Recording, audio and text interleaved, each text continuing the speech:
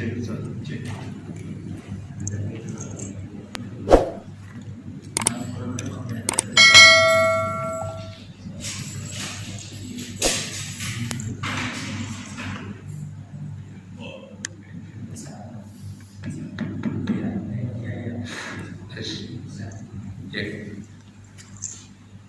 Assalamualaikum warahmatullahi wabarakatuh. Jemaah Masjid Abu Salam yang dimuliakan oleh Allah Subhanahu wa taala, kajian subuh pada pagi hari ini seperti biasa sebelum suruh 10 menit sebelum suruh kita akan mengadakan sesi tanya jawab. Oleh sebab itu tidak perlu kami berpanjang lebar, waktu dan tempat kami aturkan kepada Al-Ustaz Al-Mukarram Suhaili SC. Kami persilakan.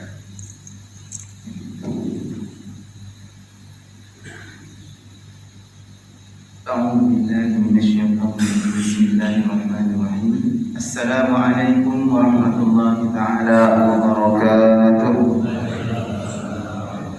Alhamdulillahi rabbil alamin.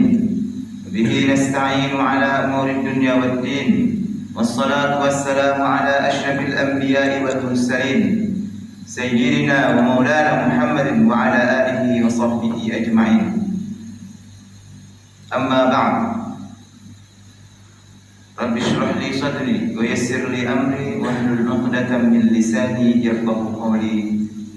Amin ya rabbal alamin. Segala puji milik Allah Azza wa Jalla. Pada hari ini alhamdulillah Allah Subhanahu wa taala masih memberikan kepada kita nikmat iman, nikmat Islam, nikmat kesempatan untuk kemudian berada di sini mengkaji ilmu Allah Subhanahu wa taala. Salawat dan salam senantiasa tercurah limpahkan pada junjungan kita Nabi Agung, Nabi besar Muhammad sallallahu alaihi wa alihi wasallam. Berharap kepada Allah Subhanahu wa taala untuk senantiasa menitipkan hati ini dalam keimanan dan ketakwaan, untuk senantiasa kaki ini terus melangkah kepada kebaikan, untuk senantiasa berada di atas titian pangkuan sunnah Nabi kita, Nabi Agung, Nabi besar Muhammad sallallahu alaihi wa alihi wasallam. Bapak Ibu yang dimuliakan oleh Allah Subhanahu wa taala, alhamdulillah hari ini kita masih diberikan kesehatan oleh Allah kembali melanjutkan kajian rutin kita setiap pagi Ahad ya Pak ya. Siapa nama Pak Tahir, Pak Sabaran Sampas, Masya Allah. Semoga senantiasa diberikan keselamatan dan kesehatan untuk beliau. Hari ini kita akan mengkaji, membahas tentang satu ayat yang menurut saya sangat penting dalam dunia keluarga.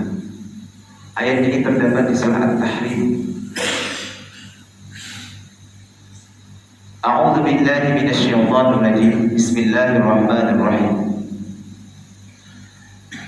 Ya ayyuhalladzina amanu qu anfusakum wa ahlikum naran waquduha an-nas wal hijarah 'alayha malaikatun ghilazun shidadun la ya'suna Allah ma amarahum wa yaf'aluna ma yu'marun. Ya ayyuhalladzina amanu, wahai orang-orang yang beriman,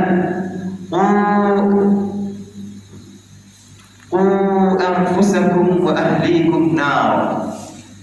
Jagalah dirimu dan keluargamu dari api nerakanya Allah Subhanahu wa taala. Bapak Ibu yang dimuliakan oleh Allah Subhanahu wa taala, kenapa saya mengambil tema kali ini dengan mengutip satu ayat yang luar biasa sekali, di mana Allah Subhanahu wa taala letakkan ayat ini Ya, di surah At-Tahrim di tengah-tengah, di ayat ke-6, di mana kalau kita melihat dan membaca dalam tafsir-tafsir dan penjelasan para ulama terkait surah ini, surah At-Tahrim ini adalah surah keluarga, di mana diawali dengan ya ayyuhan nabiyyu lima tuharrimu ma ahallallahu lak tabtaghi mardhat azwajik. Itu Allah Subhanahu wa taala menyinggung Rasulullah sallallahu alaihi wasallam, mengharamkan sesuatu yang Allah halalkan, di mana ada konflik keluarga kala itu, di mana Rasul sallallahu alaihi wasallam konflik sedikitlah miskomunikasi dengan Sayyidah Hafsah, Sayyidah Aisyah dan istri-istri beliau yang lainnya. Baik, ada kecemburuan ya di antara satu istri dengan istri yang lainnya. Kemudian setelahnya di ayat berikutnya, kemudian masuk ke ayat 6, Allah Subhanahu wa taala langsung kayak mentahdir, mengingatkan, mentadbih kita semua, wahai orang-orang yang beriman, qu anfusakum wa ahlikum nara. Wahai orang-orang yang beriman, qu anfusakum wa ahlikum nara. Jagalah dirimu dan keluargamu dari api neraka. Para ulama menafsirkan hadis ini. Mereka mengatakan, addibuhum wa 'allimuhumul khair. Addibuhum wa 'allimuhumul khair. Ajari mereka, kasih tahu mereka, sampaikan kepada mereka bahwasanya siksa neraka Allah itu sangatlah pedih.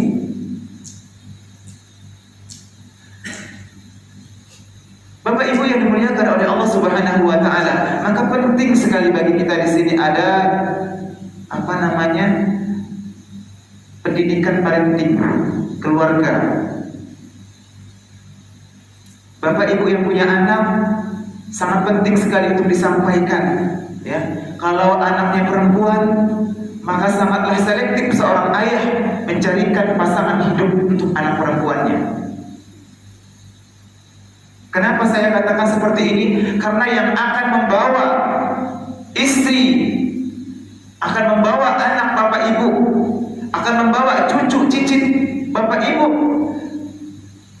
itu bisa ke surga atau ke neraka. Hanya ada dua, ke surga atau neraka. Hanya dua pilihan itu. Maka ketika salah mencari pasangan hidup dan kepala keluarga ini tidak taat kepada Allah, tak tahu dengan agama, maka pastinya akan dibawa kemana keluarganya ini? Akan dibawa kemana anak dan istrinya? Pastinya akan dibawa kepada nerakanya Allah Subhanahu wa taala. Maka penting seorang suami ini tahu dengan agama. Kami selalu sampaikan bahwasanya sebelum menikah tak cukup hanya materi, sudah siap untuk menikah, siap. Apa yang sudah kamu siapkan? Saya sudah siap dari segi pekerjaan, sudah siap fisik, oke. Ya kan? Apakah cukup itu? Tidak cukup itu Bapak Ibu yang dimuliakan oleh Allah Subhanahu wa taala. Tanyakan kepada calon suami yang akan membawa istrinya kepada surganya Allah Subhanahu wa taala itu, sudahkah kau hatamkan kitab nikah? Apa-apa saja kewajiban sebagai seorang suami, apa-apa saja kewajiban seorang istri sebagai kepala keluarga. Maka tak cukup hanya mengasih materi untuk istri dan anak-anaknya, tak cukup itu. Maka sekarang ini banyak orang yang hanya mementingkan materi untuk menjadikan anak istrinya bahagia, ya kan? Apa yang diminta istrinya ia ijabah, ia kabulkan, ia turuti. Apa yang diminta oleh anaknya, ia turuti. Bahkan sampai ada orang tua yang rela masuk neraka, ada orang tua yang rela masuk neraka hanya demi tuntutan anak dan istrinya. Maka saya katakan lagi, penting banget orang tua memilih calon menantu untuk anaknya, untuk putrinya, agar kiranya nanti menjadi anak yang soleh, solehah, sesurga, masuk dalam surganya Allah Subhanahu wa taala bersama-sama. Bapak Ibu yang dimuliakan oleh Allah Subhanahu wa taala, maka perlu digarisbawahi, materi itu penting, tapi ada yang lebih penting lagi adalah bagaimana caranya mengemas keluarga ini menjadi keluarga yang sakinah, mawaddah, warahmah, yang nantinya membawa kepada surganya Allah Subhanahu wa taala. Lalu bagaimana jika seandainya seorang suami dalam perintah ayat ini ku anfusakum, ini kenapa menggunakan ku anfusakum? Anfusakum ini lebih kepada diri kita dulu. Seorang ayah ya, ingin menjadikan anak-anaknya menjadi anak-anak yang soleh, menjadi anak-anak yang kebanggaannya Allah Subhanahu wa taala, dan membawa anak-anak dan istrinya ke surganya Allah Subhanahu wa taala. Maka ku anfusakum, jagalah dirimu dulu. Bagaimana cara menjaganya? Ikuti perintah Allah Subhanahu wa taala dan Rasulnya, menjalankan segala perintah Allah dan menjauhi segala larangannya, menjadi contoh untuk anak dan istri. Maka sedih sekali Bapak Ibu yang dimuliakan Allah Subhanahu wa taala, berapa banyak orang-orang yang ada dalam kuburan sana itu menjerit kesakitan, dimalu dan dipukul, disiksa dan benar-benar diazab oleh Allah Subhanahu wa taala. Kenapa?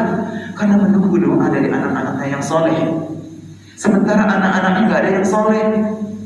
Jangankan untuk sholat, untuk nyebut astagfirullah aja banyak remaja-remaja sekarang ini yang lidahnya itu kaku untuk mengucapkan istighfar, yang kaku lidahnya untuk mengucapkan nama Allah, yang bahkan tak kenal Rasulullah SAW. Lalu siapa yang disalahkan? Lalu kemudian ketika orang tuanya meninggal dunia, yang berharap sangat sang ibu, sang ayah ini yang nantinya ingin disolatkan oleh anak-anaknya, tapi ternyata menyedihkan dan memilukan, anak-anaknya tidak ada yang bisa sholat. Anak-anaknya tak tahu agama. Di saat orang tuanya meninggal, anak-anaknya sedang berada di diskotik, di klub-klub malam, di tempat-tempat yang diharapkan oleh Allah Subhanahu wa taala. Lalu bagaimana harapan dan cita-cita Bapak Ibu untuk mendapatkan surganya Allah, untuk mendapatkan nikmat di alam kubur, sementara anak-anak kita tidak ada yang bisa mendoakan kita di alam kubur sana? Qu anfusakum wa ahlikum nar. Belum terlambat, masih ada waktu untuk kemudian menjadikan anak, istri dan anak-anak kita, keluarga kita menjadi keluarga yang surgawi. Baiti jannati, rumahku surgaku.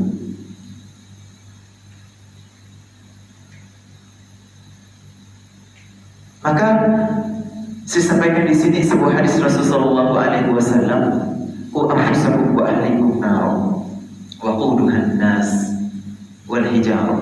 Berarti itu dari manusia. Alaiha malaikatun, ada malaikat yang ghilal syidad la ya'sun Allah. Malaikat itu bengis, malaikat itu kelihatan itu kasar, bengis, ya, tak ada kata ampun.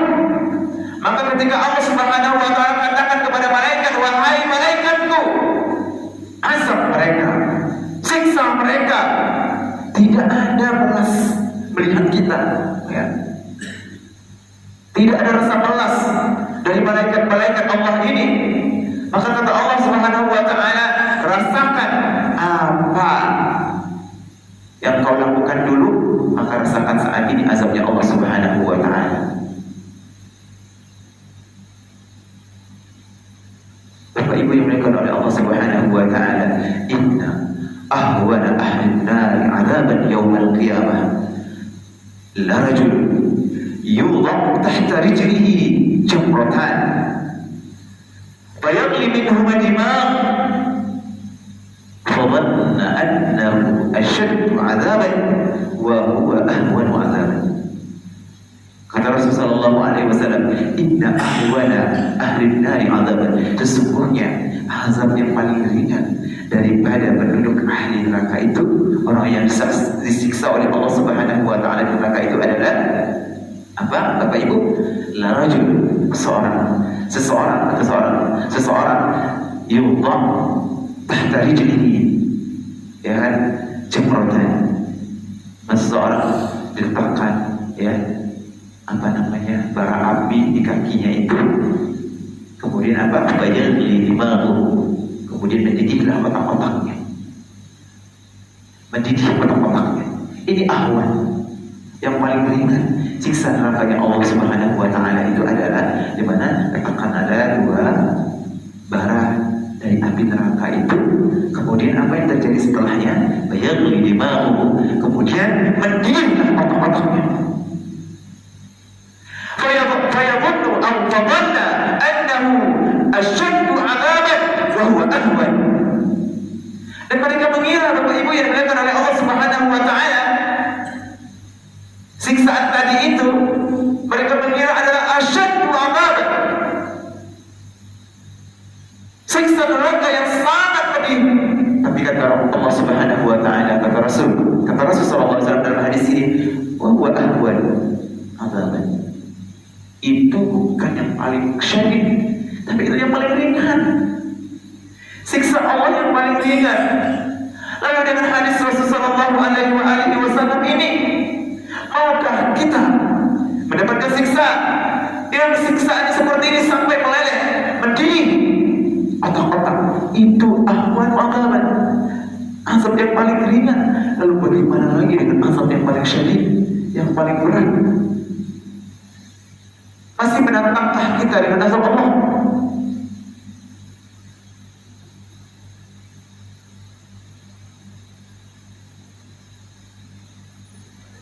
Bapak Ibu yang dimuliakan oleh Allah Subhanahu wa Ta'ala, maka dari ini belum terlambat, maka harusnya kita sebagai kepala keluarga menciptakan keluarga kita ini keluarga yang cinta Allah, cinta Rasulullah. Tidak hanya dunia saja yang dikejar, tapi seimbang antara dunia dan akhirat. Wabtaghi fima ataka Allahu daral akhirah wa la tansa nasibaka minad dunya. Maka carilah, wabtaghi fima ataka Allahu daral akhirah, kehidupan akhirat. Wa la tansa, kalau engkau ya ingin mendekatkan diri kepada Allah, takut akan azabnya Allah, mengharapkan surganya Allah Subhanahu wa Ta'ala, semangat beribadah kepada Allah Subhanahu wa Ta'ala. Wa la tansa nasibaka minad dunya. Jangan lupa dunia pun jangan lupa. Jadi imbang, ya kan? Jadi seimbang antara dunia dan akhirat. Bukan yang kebalikannya, ngajar dunia aja. Dari bangun pagi ketemu pagi lagi, dia dipikirkan dalam otaknya adalah dunia. Hatinya dipenuhi dengan dunia. Maka kata Rasulullah SAW, hati-hati, man asya ala syai'in mata alaih. Barang siapa yang hidupnya seperti itu, maka matinya pun seperti itu. Maka ketika seseorang yang hidupnya dalam kelimpahan harta dan maksiat kepada Allah Subhanahu wa Ta'ala, mata alaih, matinya pun seperti itu. Wa man mata alaihi bu'itsa lahu. Dan bagi seseorang yang matinya dalam keadaan buruk pun, dibangkitkan pun dalam keadaan buruk juga. Tapi kebalikannya, ketika seseorang yang hidupnya baik, taat, gemar bersedekah, salat waktu tepat waktu, gitu ya, selalu mengajak kepada kebaikan, taat kepada Allah Subhanahu wa Ta'ala, Bapak Ibu dimuliakan oleh Allah Subhanahu wa Ta'ala, mata kemudian meninggal, dia insya Allah meninggal dalam keadaan baik. Maka ada kisah seseorang, kisah nyata ini, seseorang yang ketika sakaratul maut itu tidak mati-mati, Pak, tidak meninggal. Orang tuh bingung. Sanak famili, coba datangkan ibunya, udah datangkan ibunya, juga nggak bisa. Coba datangkan ustaz, ini, coba datangkan keluarganya, atau mungkin dia punya kesalahan atau apa yang sebagainya. Tidak, udah berkumpul semua orang itu. Sakaratul maut, begitu terus sampai orang pada ketakutan. Apa yang terjadi berikutnya? Datang seorang ustaz sampaikan, coba bagaimana kehidupan, dibisikin ke keluarganya, gimana kehidupan sehari-hari si orang ini. Maaf Pak Ustaz, terus. Sholat aja tinggal, lupa Allah. Jadi Ustaz ini mengambil kesimpulan, ya, oke, ambilkan uang. Jadi diambilkan uang, kemudian diletakkan di tangannya. Bapak Ibu yang diberikan oleh Allah Subhanahu wa Ta'ala, apa yang terjadi? Yang tadinya susah, ditarik ulur malaikat, tarik ulur. Allah, kalau kita baca Bapak Ibu yang diberikan oleh Allah Subhanahu wa Ta'ala, bagaimana sakitnya sakaratul maut itu, waliyadzubillah, kayaknya gak mau kita makan. Tarik ulur, enggak juga. Akhirnya didatangkan sama Ustaz tadi itu, kemudian Ustaz tersebut nanya kepada kerabatnya dan disampaikan kalau fulan ini jauh dari Allah, tak pernah mendirikan sholat, tak mengajak keluarga-keluarganya untuk taat kepada Allah, yang dikejar hanya dunia dan dunia saja. Maka ketika mati seperti ini, akhirnya diletakkan uang di atas tangannya. Apa yang terjadi? Allah langsung meninggal.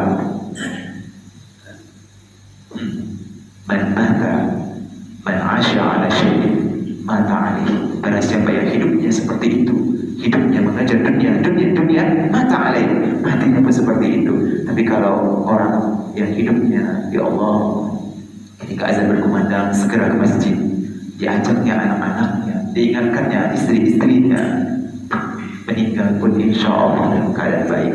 Berapa banyak hari ini yang kita lihat. Saya kemarin nonton seorang imam masjid meninggal, ya, di saat menjadi imam. Allah Akbar.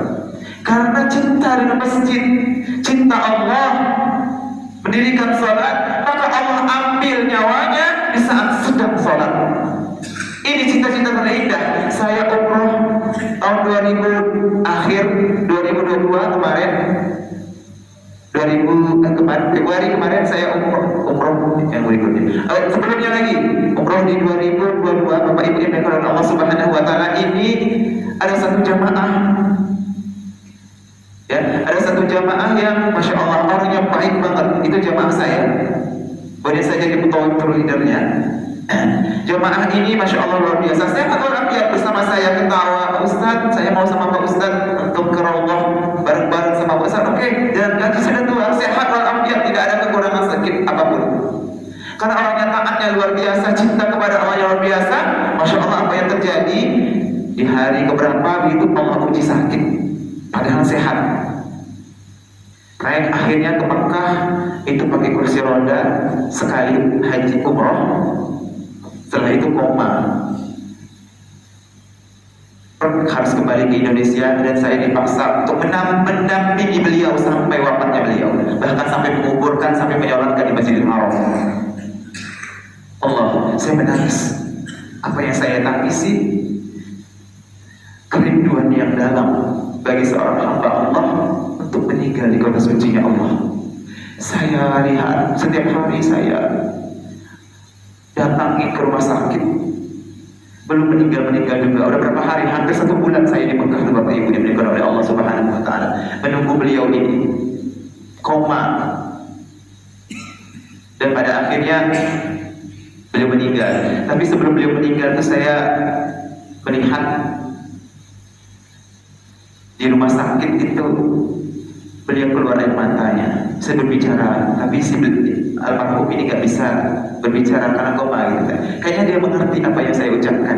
Saya pegang tangannya bergerak sedikit, keluar air mata. Pak, saya bilang, ini adalah cita-cita orang-orang yang beriman, di mana Bapak salah satu orang yang beruntung dipilih oleh Allah Subhanahu wa Ta'ala untuk meninggal di kota suci. Menetes air matanya. Koma itu, tangannya bergerak sedikit aja. Itu 2 hari sebelum meninggal. Itu ya. Allah. Dan Bapak Ibu yang dimuliakan oleh Allah Subhanahu wa Ta'ala, kenikmatan yang kedua yang dimiliki oleh Bapak ini adalah di mana ia dimandikan oleh para orang alim di sana, terus kemudian dikubur, disolatkan. Yang menyolatinya ini, Bapak Ibu yang dimuliakan oleh Allah Subhanahu wa Ta'ala, berapa ribu jamaah yang ada di Masjidil Haram itu. Berapa para ulama yang ada di sana berkumpul menyolatkan. Allahu Akbar. Ini cita-cita yang paling indah yang dimiliki oleh orang-orang yang beriman. Ketika Allah ingin menjadikannya sebagai hamba pilihannya, Allah ambil nyawanya di waktu dan tempat yang sangat mulia. Qu anfusakum wa ahlikum nar. Jagalah dirimu dan keluargamu dari api neraka ya Allah Subhanahu wa ta'ala. Begitulah cara Allah memuliakan seorang hambanya. Cara Allah memuliakan seorang hambanya dengan cara-cara seperti itu. Hambanya yang baik, Allah muliakan dengan yang baik. Hambanya yang buruk, Allah muliakan. Allah tak muliakan. Ya, Allah cabut. Allah tampakkan kepada orang lain kalau ini diburuk orangnya. Oke. Bapak Ibu dimuliakan oleh Allah Subhanahu wa ta'ala.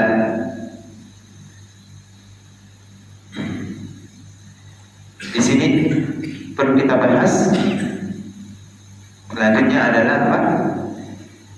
Sifat keluarga dalam Islam. Jadi sifat keluarga ini di akhirat nanti itu ada 4. Ya. Ini kita masuk golongan yang mana? Wallahu a'lam bissawab. Ya. Yang pertama adalah keluarga yang bertemu di dunia berpisah di akhirat. Nih, pertama nih, kelompok yang pertama adalah keluarga yang di dunia itu dia bertemu, tapi ketika di akhirat berpisah, tidak ketemu. Ya. Ketika di akhirat tak ketemu. Bagaimana Ustaz? Makanya saya sampaikan tadi pada Bapak Ibu yang dimuliakan oleh Allah Subhanahu wa ta'ala. Kepala keluarganya yang dipentingkan adalah urusan dunia saja. Ya kan? Tak pernah mengingatkan anak istrinya untuk sholat. Tak pernah mengingatin untuk berbakti kepada orang tua. Tak pernah mengingatin untuk amar ma'ruf nahi munkar. Gak pernah ngingatin anak istrinya untuk ingat Allah. Hari-harinya diisi dengan dunia saja. Bahagia mereka, punya rumah yang besar, mewah, gitu ya, punya kendaraan, ya, mau kemana aja bisa, ya, jalan-jalan terus keluar kota dan lain sebagainya, gitu kan? Tapi tujuannya dunia saja, lupa Allah, gak sholat, gak puasa, gak menunaikan zakat, gak bersedekah, gak berbagi kepada orang-orang yang tidak mampu, gitu kan? Lupa sama Allah. Lalu bagaimana di akhirat? Maka dijelaskan oleh Allah Subhanahu wa ta'ala di surah Al-Ma'arij di ayat 11. Kita baca ya. Yubassarunahum yawadul mujrimu law yabtadi min adabi yawmi idhin bibani wa sahibatihi wa akhihi wa fasilatihi allati tuwi wa man fil ardi jami'an thumma yunjihi kalla innaha lada nazza'atan lish-shawa tad'u man adbara wa tawalla wa jama'a fa'awa innal insana khuliqa halu'a idza massahu asy-syarru jazu'a wa idza massahu al-khairu manu'a illa al-musallin alladhina hum 'ala salatihim da'imun. Baca. Yubassarunahum yawaddul mujrimu law yabtadi min 'adzabi yawmi idzin bibanihi.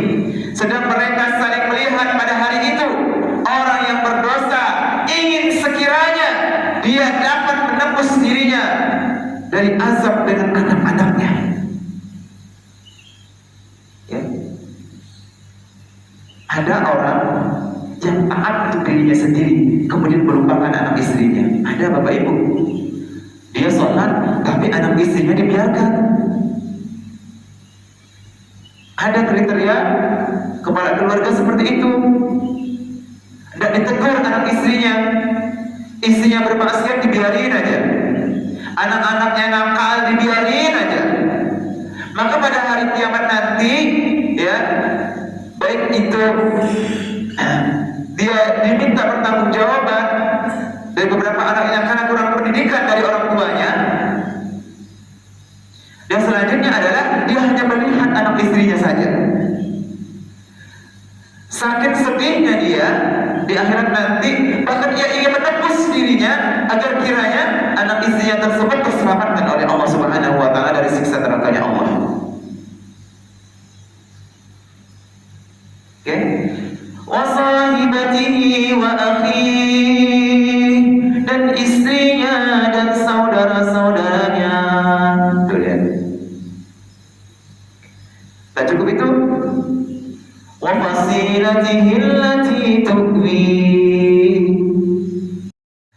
keluarganya yang melindunginya di dunia. Nah, kan ada keluarganya yang melindunginya di dunia. Wa man fil ardi jami'an thumma yunji. Dan orang-orang di bumi seluruhnya kemudian mengharapkan tebusan itu dapat menyelamatkannya. Apa kata Allah? Kalla, sekali-kali tidak. Innaha lava, sungguh neraka itu apinya yang bergejolak. Nazza'atan lisyawa, yang mengelumpaskan kulit kepala. Kulit kepala itu terkelupas. Udah terkelupas, dipasangin lagi, seperti semula, dikelupasin lagi. Nazza'atan lisyawa, tad'u man adbara wa tawalla. Ya Allah, astagfirullah. Yang memanggil orang-orang yang membelakanginya, Bapak Ibu, ya Allah, Alhamdulillah. Ya Allah, hindarkan kami, ya Allah. Semoga kami, ya Allah, jadikan kami hamba-hamba-Mu yang terselamatkan dari siksa neraka, ya Allah. Dan jadikan kami orang-orang yang Engkau kelompokkan dengan orang-orang yang soleh. Engkau kelompokkan kami dengan para nabi dan rasul-Mu. Engkau kelompokkan kami dengan orang-orang yang soleh yang beriman kepada Engkau. Serta jauhkan kami dari pendudukan neraka, ya Allah.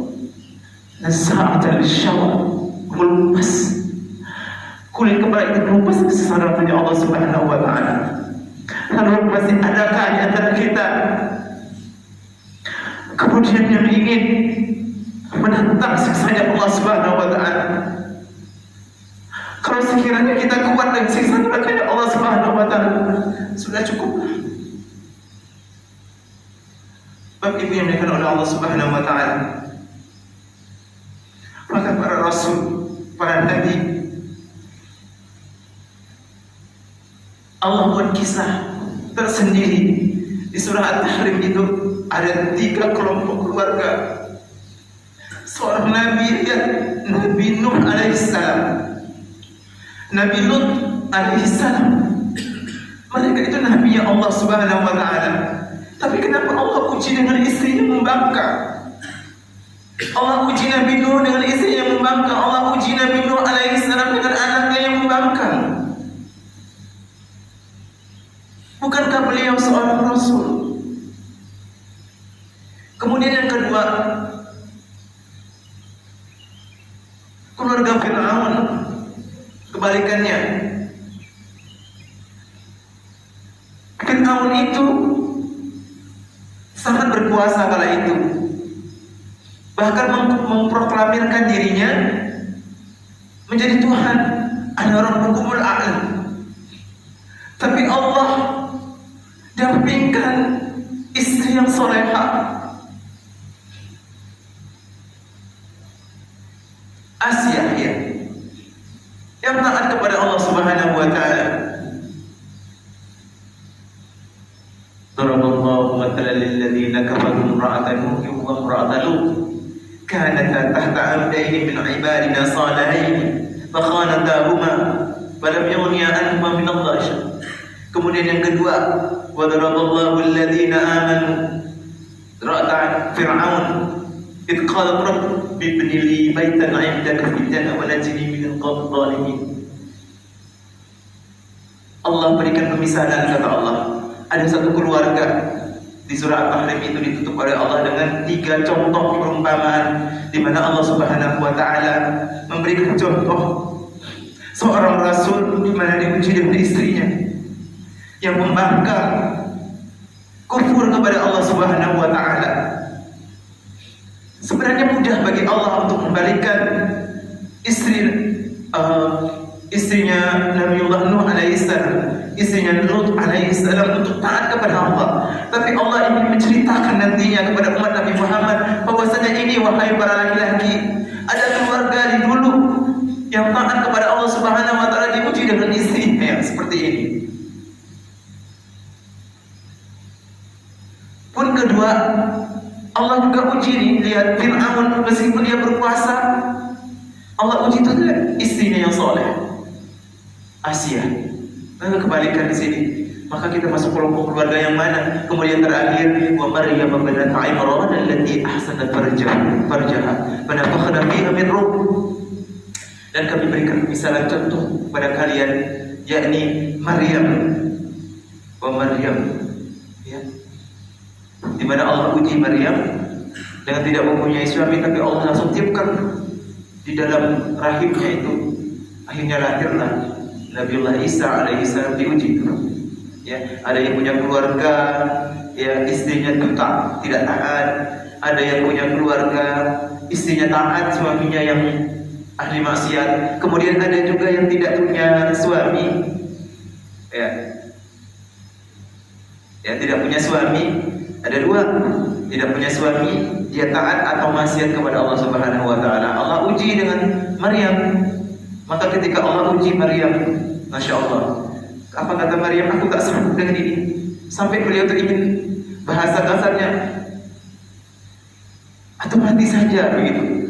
Karena akan terjadi fitnah yang besar ketika mereka tahu kalau aku hamil, kata Maryam, tanpa seorang ayah, tanpa seorang suami.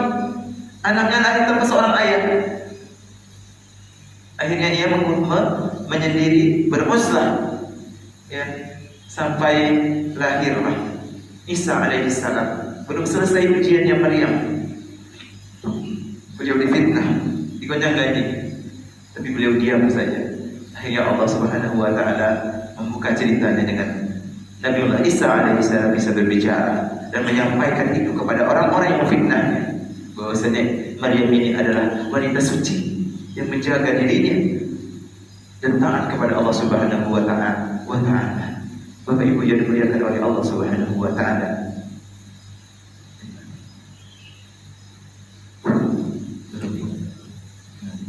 Masih 12 menit lagi. Oke. Itu yang pertama, itu kelompok yang pertama itu adalah bertemu di dunia, berpisah di akhirat. Kemudian yang kedua, tidak bertemu di dunia, kemudian bertemu di akhirat. Siapa mereka? Kita ini mudah-mudahan orang-orang yang soleh, ya, orang-orang yang dipilih oleh Allah Subhanahu Wa Taala, bertemu dengan orang-orang yang sebelumnya kita tidak bertemu. Siapa mereka?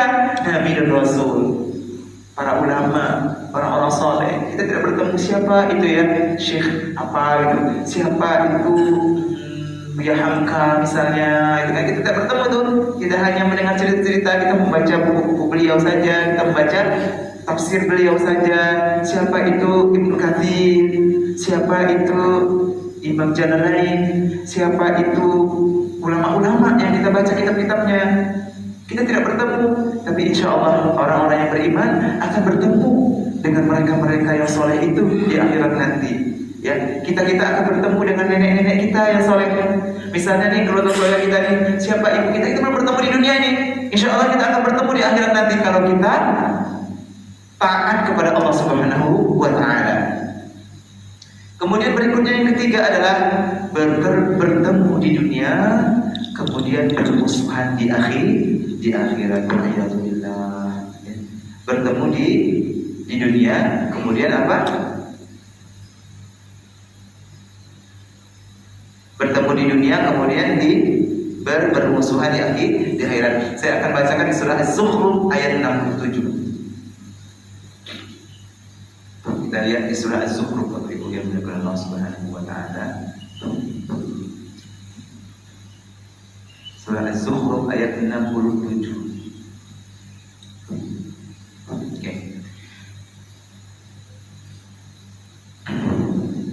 Bismillahirrahmanirrahim. Al-akhillau yawma'idhin ba'duhum li ba'din 'ad. Al-akhillau yawma'idhin ba'duhum li ba'din 'ad illa al-muttaqin. Ya.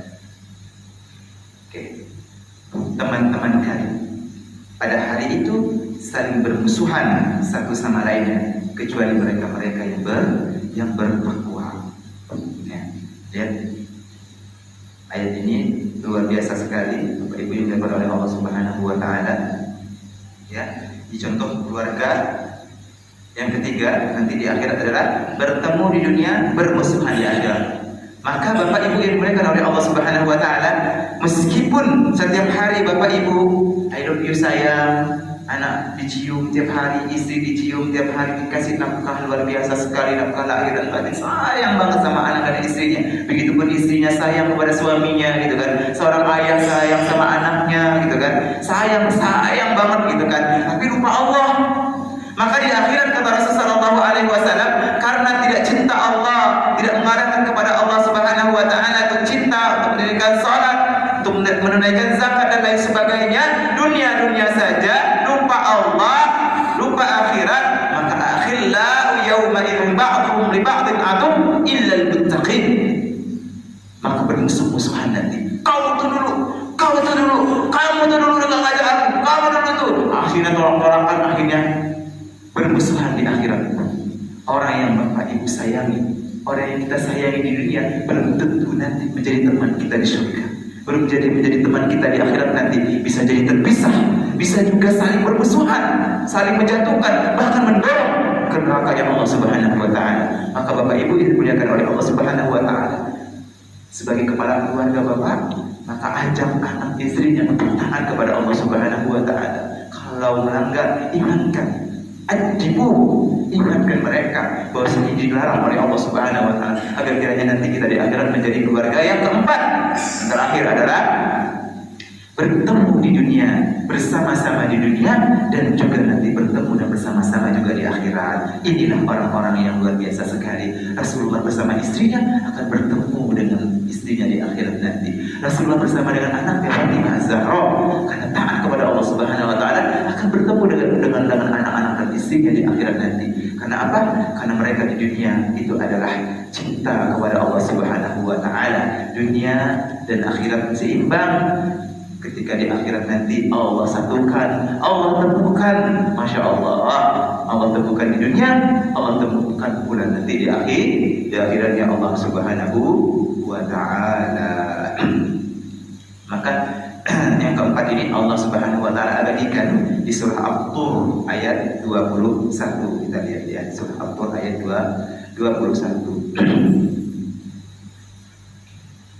والطور وكتاب مسطور في رق منشور والبيت المعمور والسقف المرفوع والبحر المسجور. Di ayat 21 itu, والذين آمنوا واتبعتهم ذريتهم بإيمان ألحقنا بهم ذريتهم وما ألتناهم من عملهم من شيء كل امرئ بما كسب رهين. والذين آمنوا واتبعتهم, dan orang-orang yang beriman, wattaba'athum dzurriyyatuhum biimanin alhaqna bihim dzurriyyatahum, orang-orang yang beriman, kata Allah, beserta anak cucu mereka yang mengikuti mereka dalam keimanan, maka kami pertemukan mereka dengan anak cucu mereka nanti di akhirat kelak, di dalam surganya Allah Subhanahu wa taala. Maka di surga nanti, mana anakku? Ayah. Masya Allah, nikmatnya ya keluarga sakinah mawaddah warahmah, di mana di dalam rumahnya itu seperti surga. Dia jadikan rumahnya seperti surga. Di akhirat nanti Allah puji nih, lihat. Allah puji nih. Allah sampaikan kepada kita semua Bapak Ibu di surah At-Tur ayat 21 ini. Walladzina amanu wattaba'athum dzurriyyatuhum biimanin alhaqna bihim dzurriyyatahum wa ma alatnahum min amalihim min syai'. Kullu imrin bima kasaba rahin. Allah, ayah, ibu, pak, bu, kakek, berpelukan di surga. Allah mendapatkan kenikmatan di surga. Allah, ini yang kita dambakan. Maka jadikanlah keluarga kita keluarga yang surga. Kepala keluarga yang senantiasa mengajak kepada cinta Allah Subhanahu wa taala. Nah, cucu mereka di dalam surga. Dan kata Allah, kami tiada mengurangi sedikit pun pahala amal mereka, kebajikan mereka. Nah, di sini maka setiap orang terikat dengan apa yang dia kerjakan semasa dia hidup di dunia. Maka ketika ingin mendapatkan gambaran apa Jadi itu keluarga keempat itu yang Allah sampaikan di surah Al-Qadr 1 itu.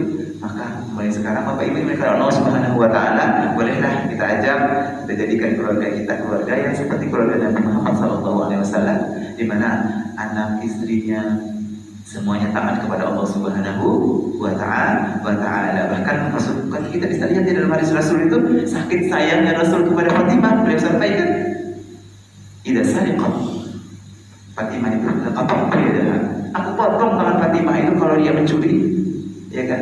Aku potong Fatimah putri kesayanganku ini kalau ia mencuri, aku potong tangannya. Gitu. Begitulah harusnya seorang kepala keluarga, ya. Bukti sayangnya dengan anaknya bukan menjerumuskan anak istrinya, akan tetapi apa? Mengingatkan anaknya. Kalau anaknya melakukan kesalahan, kalau istri melakukan kesalahan, ya dikasih hukuman atau apa sesuai dengan kesepakatan di keluarga tersebut. Barakallahu li wa lakum. Oke, demikian tadi penyampaian yang disampaikan oleh Al-Ustaz Suhaili LC. Jadi seperti yang kami sampaikan tadi, akan membuka beberapa pertanyaan. Paling tidak kalau ada ibu-ibu atau bapak-bapak yang akan bertanya tentang kajian yang sudah dibahas tentang pentingnya menjaga keluarga besar kita dari siksa api neraka. Silakan bapak-bapak dan ibu-ibu yang akan bertanya. Sebelum kita tutup, akan dilanjutkan dengan sholat syuruk. Boleh Bapak Ibu yang berkenan Allah, silakan bapak-bapak atau ibu-ibu yang akan bertanya.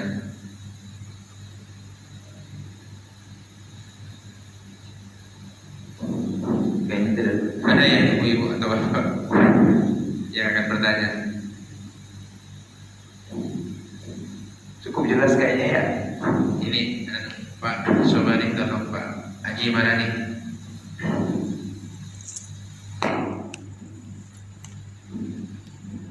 Assalamualaikum warahmatullahi wabarakatuh. Waalaikumsalam warahmatullahi wabarakatuh. Terima kasih atas kesempatan yang diberikan. Saya tadi menyimak begini Pak Ustaz. Kalau bisa kita itu memilih jodoh yang baik ke depan. Jadi bukankah penentuan jodoh kemudian mau rezeki itu sudah menjadi takdir atau ketetapan Allah Subhanahu wa taala. Jadi bagaimana ini menurut pendapat Pak Ustaz? Terima kasih Pak. Waalaikumsalam warahmatullahi wabarakatuh. Tadi pertanyaan tadi, gimana dengan ketetapan Allah mengenai jodoh yang sudah ditentukan oleh Allah Subhanahu wa taala? Mohon penjelasannya.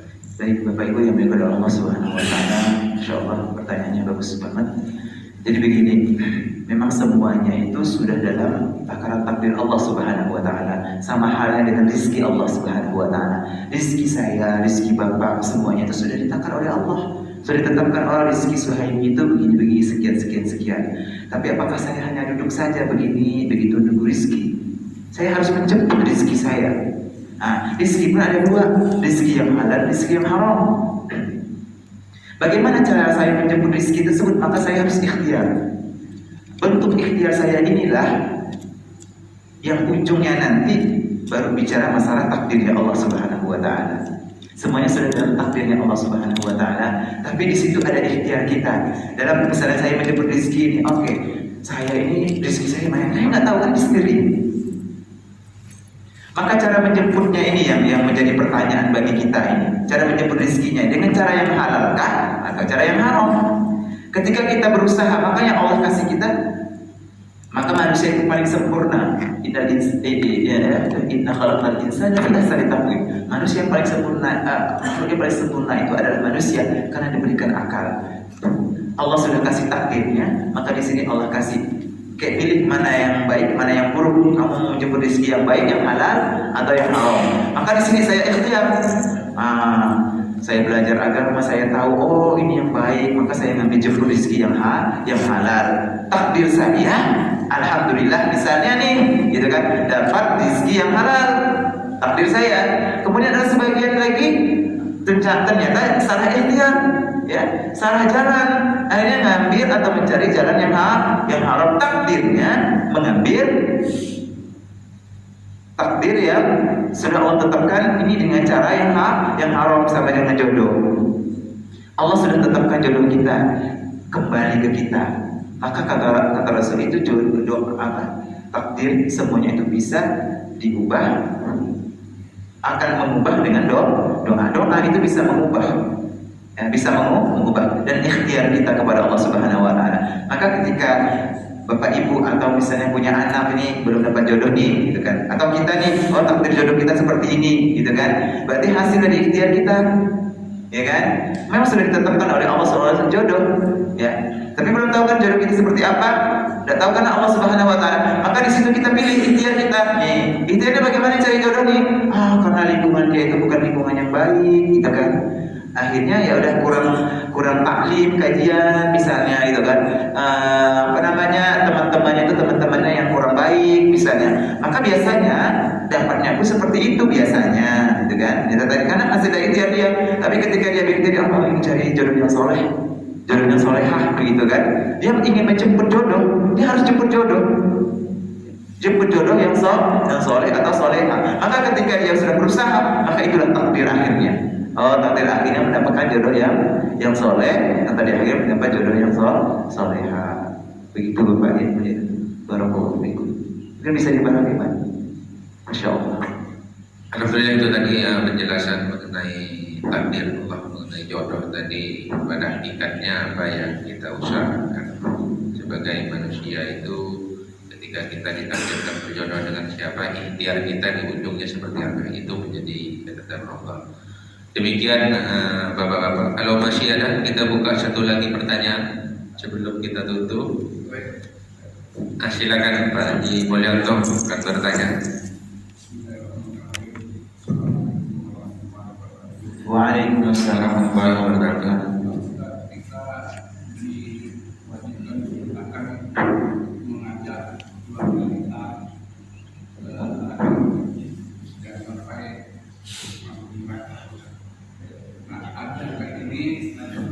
Dua Ustaz. Mungkin menurut saya ada dua. Satu, diajak secara lisan. Yang kedua, kita ajak secara contoh tauladan. Nah, apakah ajakan secara contoh tauladan ini dianggap Allah sebagai ajakan, sehingga lepaslah tanggung jawab kita di akhirat nanti bahwa kita telah melakukan ajakan dalam bentuk tauladan. Misalnya zuhur, waktu kita sholat di rumah zuhur, asar, pada waktu kita sholat di rumah asar. Pokoknya gerakan kita itu menyontohkan kebaikan, tapi kita tidak mengajak secara lisan. Nah itu Ustaz, bagaimana menurut Ustaz? Terima kasih. Assalamualaikum warahmatullahi wabarakatuh. Syukran jazakumullah khairan. Barakallahu fikum. Masyaallah, alhamdulillah betul. Begitu. Contoh apa namanya ya? Yang paling baik itu adalah praktek, ya kan? Itu mudah dilihat. Maka ada istilah seperti ini. Jangan hanya memberi contoh, tapi tidak menjadi contoh. Tapi berilah contoh dan jadilah contoh. Gitu. Kan kebanyakan orang itu hanya memberi contoh tapi tidak menjadi contoh. Memberi itu hanya ngingetin saja berkor-kor. Sholat, sementara dia nggak sholat. Sholat tepat waktu. Nah ini sementara dia aja masih asyik dengan HP-nya. Bagaimana istri dan anaknya mau ikut? Maka yang paling penting pertama adalah nasihat kepada keluarga ada dalam praktek yang Bapak sampaikan tadi, Pak Haji sampaikan tadi. Itu yang paling mujarab sekali. Kalau misalnya dalam praktek tersebut kemudian anak istri masih belum tersentuh, maka cara yang kedua adalah praktik dan ajak diskusi.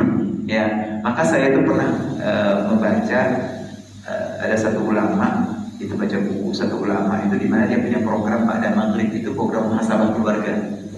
Ya, program muhasabah keluarga tak boleh diganggu-gugat pada maghrib itu waktu baca Quran. Waktu diskusi sama anak dan istri. Hari ini apa aja yang kita lakukan? Hari ini seru tuh. Aneh kamu tadi gimana di sekolahnya? Itu program pada maghrib. Jadi waktu baca Quran, jadi satu ayat aja, anaknya istrinya baca satu ayat, dua ayat, lanjut anaknya, lanjut ini baru dia. Kita harus menjadi seorang ustaz, ya kan? Dan menjadi seorang ustaz menciptakan keluarga yang sakinah, mawaddah, warahmah itu seperti itu, yang simpel-simpel aja Bapak Ibu yang dimuliakan oleh Allah Subhanahu wa taala. Kayak buat rutinan misalnya, itu untuk ngecas ya Pak ya, ngecas iman kita dan keluarga begitu ya. Ya cukup mungkin ayo pada maghrib malam apa gitu, tidak boleh, pokoknya ini waktu keluarga, tidak boleh diganggu-gugat. Yuk mana cucu-cucu nih, mana nenek, yuk kita baca Quran ya, tuh ayat beli gorengan sedikit ke apa atau apa gitu ya. Dah bapak yang mulai Bismillahirrahmanirrahim, walaupun masih terbata-bata, nggak apa-apa gitu kan. Habis itu istri satu ayat, anak satu ayat, oh masya Allah. Habis itu diskusi luar biasa sekali, masya Allah. Gimana di kantornya, apa ini, oh, ibu gimana hari ini ya, itu luar biasa sekali. Aku semua ahli umum, maka contoh terbaik adalah praktek. Mengajak yang paling baik adalah praktek langsung, itu dilihat, langsung direkam. Oh iya ya bapak sholat, masa kita nggak manulah gitu kan? Oh, bapak tahajud sebelum jam 4 udah bangun, bapak. Kalau abah saya itu, jadi kita tuh kadang-kadang malu, udah tua juga kan. Jadi jam 4 sudah mandi gitu kan. Siapa yang buka apa namanya kamar mandi, siapa yang takut ada ini kan. Oh ternyata apa ini berada saya lihat udah tua gitu. Sholat 2 rakaat baca Quran jadi kamarnya di situ sholat berjamaah, masya Allah. Jadi kita sebagai anak itu malu, ada masa kita terlambat gitu ya. Mungkin contoh, harus ada contoh yang paling baik dari kepala keluarga untuk anak istrinya. Barakallahu fikum. Oke, demikian tadi jawaban yang disampaikan oleh Ustaz SC kepada Pak Jimol, dan ini menjadi penutup kajian subuh pada pagi hari ini. Mudah-mudahan apa yang disampaikan oleh Ustaz Suhaili, karena yang saya dengar beliau ini adalah Hafiz dan kebetulan juga di Pondok Pesantren Ulama Al-Hidin dekat dengan masjid kita, Masjid Abu Salam. Maka kajian tadi yang disampaikan mengupas tuntas dengan segala macam asbabun nuzul, karena yang kami tahu bahwa Al-Quran itu diturunkan ada sebab-musababnya dari ayat ke ayat dan sebagainya, dan alhamdulillah beliau sangat memahami itu. Dan alhamdulillah puji syukur Duta Bandara ini dekat dengan pondok pesantren yang punya Hafiz yang insyaallah akan mengisi pada bulan-bulan berikutnya di Masjid Abu Salam. Dan sebab itu marilah kita tutup kajian subuh pada pagi hari ini. Tapi sebelum tutup, untuk keberkahan pertemuan ataupun kajian subuh pada hari ini, mohon doanya Ustaz. Dan dari kami pembawa acara, kurang lebihnya mohon maaf. Bila taufik wal hidayah. Assalamualaikum warahmatullahi wabarakatuh. Waalaikumsalam warahmatullahi wabarakatuh. Bismillahirrahmanirrahim. Alhamdulillahirabbil alamin. Wassalatu wassalamu ala rasulillah wa ala alihi wa sahbihi وترفعنا بها عندك أعلى الدرجات وتبلغنا بها أقصى الغايات من جميع الخيرات في الحياة وبعد الممات.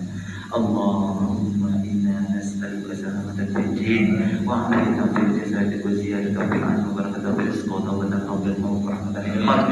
اللهم لا تنفع الموت. اللهم هون علينا بسفرات الموت والنجاة من النار والنجاة من النار والعفو عند الحساب. اللهم آت أنفسنا تقواها وزكها وأنت خير من زكاها. اللهم لا تدع لنا ذنبا إلا غفرته ولا هما إلا فرجته ولا دينا إلا قضيته ولا جاهلا إلا علمته ولا ميتا إلا رحمته ولا حاجة من حوائج الدنيا والآخرة إلا قضيتها بيسرها. اللهم اجعل جمعنا هذا جمعا مرحوما تفرقنا من بعده تفرقا مقصودا. ربنا آتنا في الدنيا حسنة وفي الآخرة حسنة وقنا عذاب النار. سبحان ربك رب العزة عما يصفون وسلام على المرسلين والحمد لله رب العالمين. اللهم صل على سيدنا محمد. اللهم صل عليه صلى الله على محمد صلى الله عليه وسلم صلى الله على محمد صلى الله عليه وسلم صلى الله على محمد صلى الله عليه وسلم صلى الله